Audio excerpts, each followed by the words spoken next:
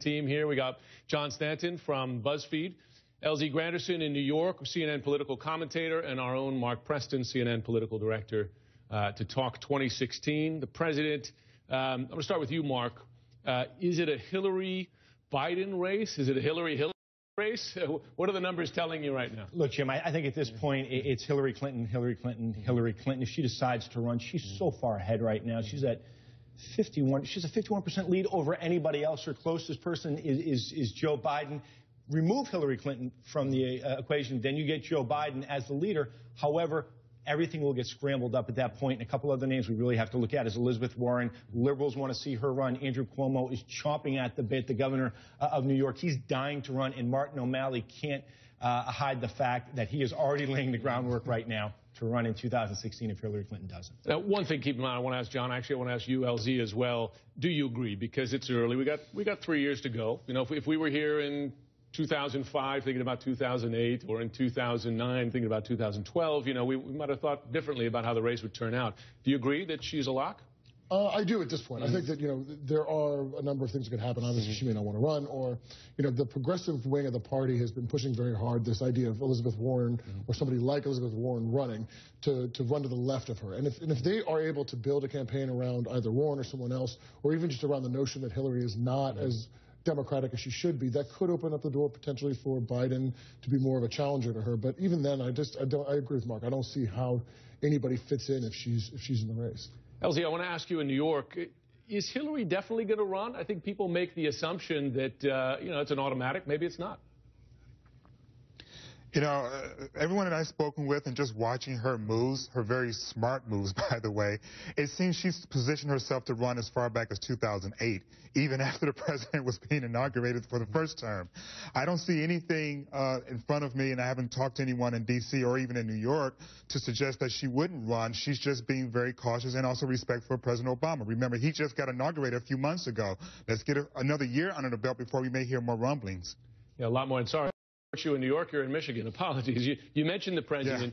Yeah, no worries. ABC's Barbara Walters did an interview with him today. ABC released some quotes from him. I want to read the first one because he's talking about his own low poll numbers. He said, "I've gone up and down pretty much consistently throughout, but the good thing about when you're down is that usually you've got nowhere to go but up." I suppose that's you know, that goes without saying. But do you agree that he shouldn't be? Sounds like he's not worried. Should he be more worried than he sounds there, Mark?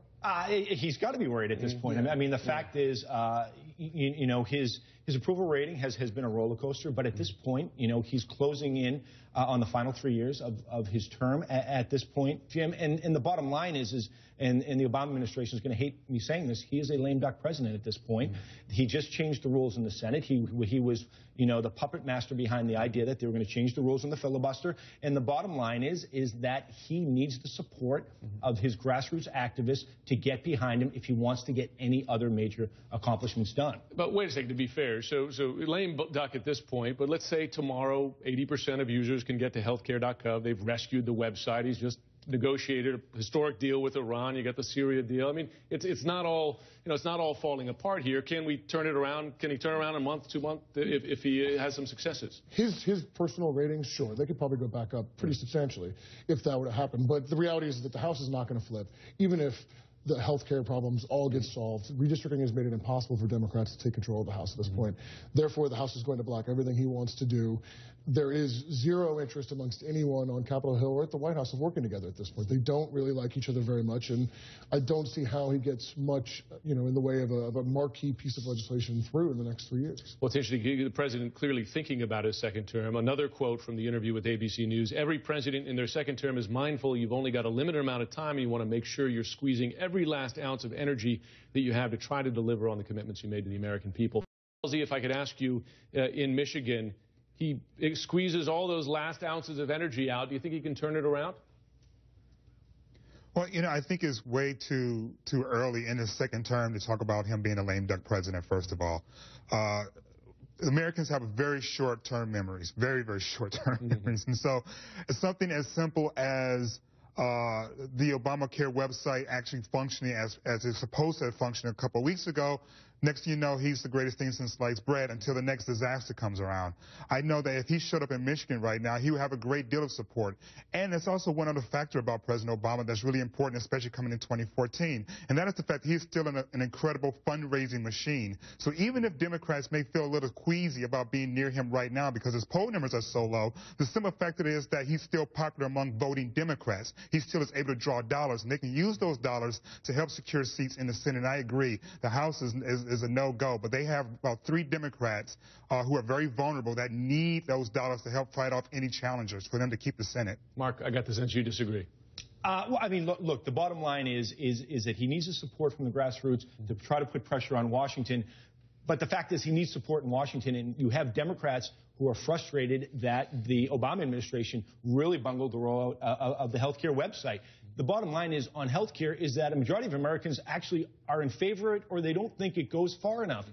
What we've seen, though, is that the rollout in the past month has taken his approval rating. It has dragged it down. And if you talk to Democrats on Capitol Hill, they will tell you right now that Barack Obama is really hurting them at this point. Well, if you look at Iran, with the deal with Iran, a lot of Democrats, I think, were much more willing to come out against the president in much more clear-cut terms than they might have been otherwise, because they feel like they've been sort of burned by being so close to him. Well, let's talk about the Hill for a moment, because if we were at this table a month ago, post-shutdown, people were pronouncing the GOP dead in 2014, right? And now, the pendulum has swung, and for good reason. The signature legislative achievement of the president's second term, first and second term, having all this trouble. Can it flip as quickly? Yeah, but let's just look at the mathematics of it all. He doesn't have the House of Representatives, so he's not going to get any major piece of legislation through the House. And he's got several Democrats who are vulnerable that hail from states that aren't necessarily Obama-friendly. Alaska, Arkansas, Louisiana. These Democrats are going to be a little bit more careful about supporting President Obama on some controversial issues than perhaps they would be if they weren't up for re-election. Well, we're lucky because we're going to have you, all 3 of you, back after the break. Hold your thought. All-star panel, John Stanton of BuzzFeed, CNN commentator LZ Granderson out in Michigan, and CNN political director Mark Preston. As we begin, I want to get a look at another poll which shows the Republican side of the race here. You have Chris Christie increasing his lead by 7 percentage points since September. He now has an 11-point lead over Rand Paul and a few other candidates, Ryan, Cruz, and Bush. As we look at those numbers, I want to ask you first, LZ, if I can. Does he keep this lead? Is he a clear front runner? How solid is his support? Talking about too early to say. One thing we do know about Chris Christie is that when you really look over that list, in terms of personality, he is the most compelling figure in the list. And I think that's what you're really seeing, is that people are drawn to his strength or bullying, depending upon your perspective, but they're drawn to him personally. And because of that, he registers above all the others. I mean, one of the big disappointments from, I think, Paul Ryan was when he joined the Romney ticket, he wasn't a compelling figure that they thought he would be, and that people weren't attracted to him, and that voters didn't show up for him. He lost his own district on election night. So that's what you're seeing from Christie, a compelling figure with some solid appeal in terms of bipartisanship, but it's mostly about his personality. You agree with that? It's mostly personality, because he has some smart political positions here, right? He's elected overwhelmingly in a Democratic state, New Jersey. There must be something more there than personality. I mean, I do think personality goes a long way for him. He's clearly this sort of bombastic character. People are drawn to that. But he also has shown a tendency to be able to work with Democrats. When he's praised President Obama, I think that clearly sort of sent a signal to other people, even outside of the Republican Party. And, his handling of gay marriage, I think a lot of people look at that and they say, okay, well, he understands when he's lost a fight and is willing to sort of move on from there.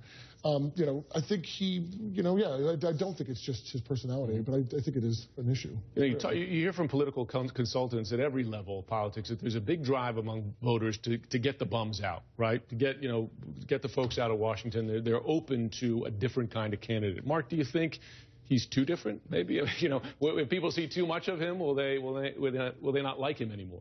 Yes. I think a little bit too much Chris Christie is like eating a little bit too much cake. But I think that's with any politician, right? You know, I think in those terms, what's interesting about Chris Christie is a couple of things. One is he crushed his opponent in a Democratic state on election night just a few weeks ago. He won women. His opponent was a woman. He won Hispanics. Republicans are doing terribly with Hispanics. Chris Christie has this crossover appeal, I think, at least at this point, that John's talking about. But what is really interesting about our poll, Jim, is these numbers right here. He is seen as a blue-collar conservative, somebody who would do well with the Reagan Democrats type or really blue-collar Republicans. Look at these numbers right there. He doesn't even win the blue-collar Republicans at this point. That goes to Rand Paul, which fascinates me because Rand Paul doesn't seem to have that connection, I think, to blue-collar Republicans, something Chris Christie obviously needs to work on. But, you know, he's doing pretty good right now. Well, I mean, he's a New Jersey guy. I mean, he's almost stereotyped walking around, right? And I think, you know, you go down south, I'm not sure how well that plays in South Carolina or Florida, places that he's going to need to be able to win, certainly early primaries. And I'm not, you know, that kind of a caricature sometimes rubs people in the South the wrong way. LZ, is there an element here of us getting more excited about him maybe than the voters are, right? He's a different kind of candidate. We'd love to cover this kind of candidate. We have a tendency of talking, of course, about us in the media to focus on the most interesting next thing. Well, I mean, he's also in the New York hemisphere, and we can't overestimate the power of being around New York and being sort of an appealing character when you're based in the Northeast like that. But, you know, just one other point in regards to Paul and his numbers with people who are actually blue collar.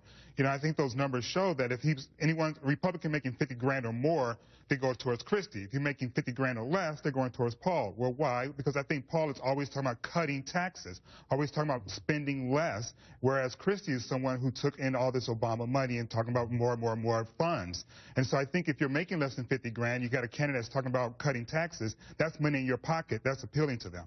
All right, thanks very much. Covering it all, 2016, the Republican and Democratic side, LZ Granderson in Michigan, Mark Preston, political director, John Stanton of BuzzFeed. Thanks very much for joining us.